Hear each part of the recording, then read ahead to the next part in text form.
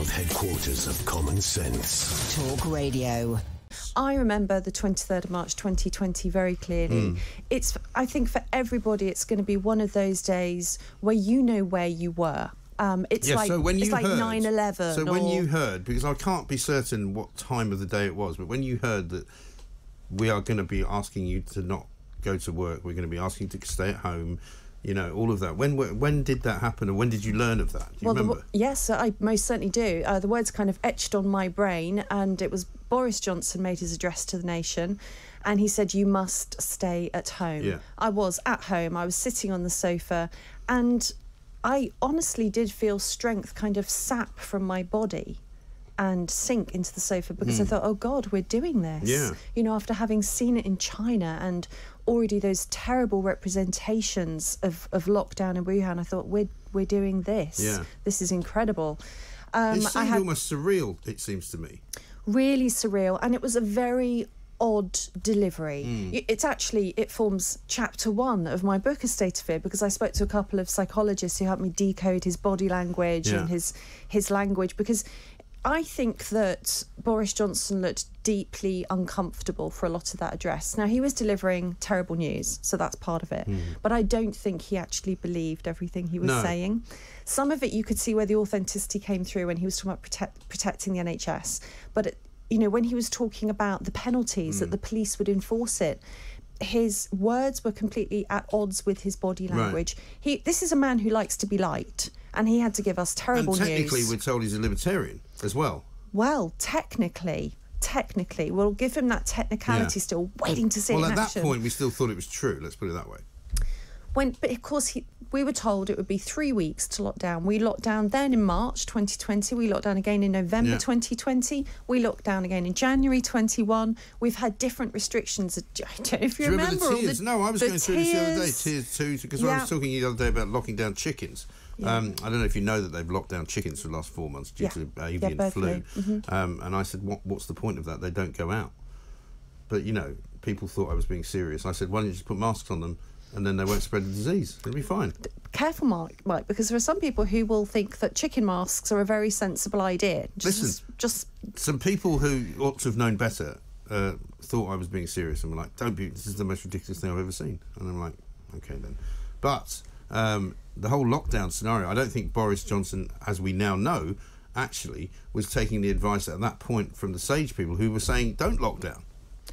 I think it's still hard to know exactly what was happening. There's this 2-week window where God knows why they U-turned and they pivoted on a dime from focused protection, cocooning the elderly, into locking everyone down.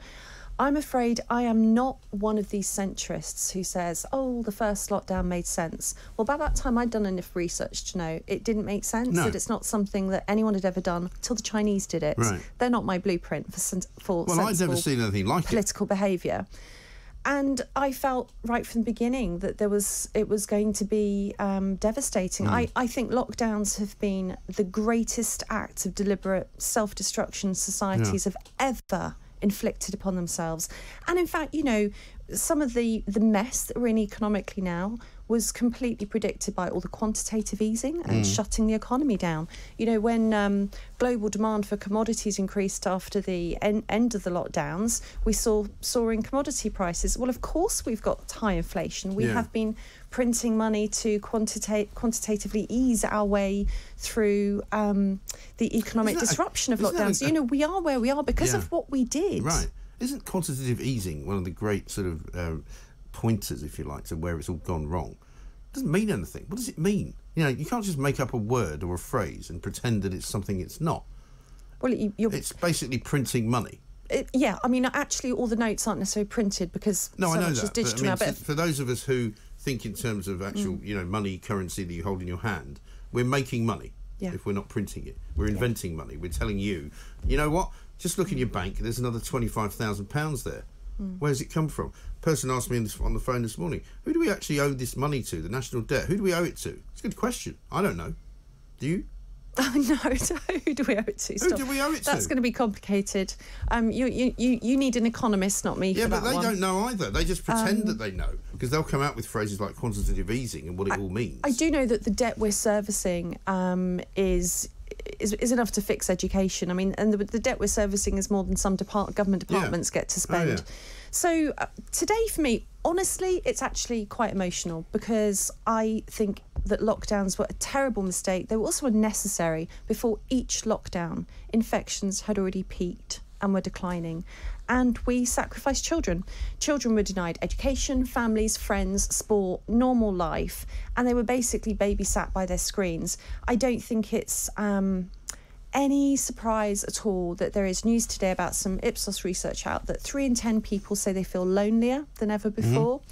Young people, of course, suffering the most. People are using screens before. Addictions have gone up. People are staying at home more than they used to. I think where we're left as a society right now is quite sad. And actually, we still don't know what all of the effects of the lockdowns are going to be. And do you know what's interesting is today there's going to be a minute's silence at midday just before Prime Minister's questions. And for the first time, and I think this is quite significant, the Parliament is going to have the minute's silence, and they're going to recognise the bereaved, not just the people who died of COVID, not just those who had family members who died of COVID, but all the bereaved who died during the lockdowns. Now, that to me is a major step, because they're recognising actually that possibly the lockdowns caused more death than they previously acknowledged. I mean, we know that.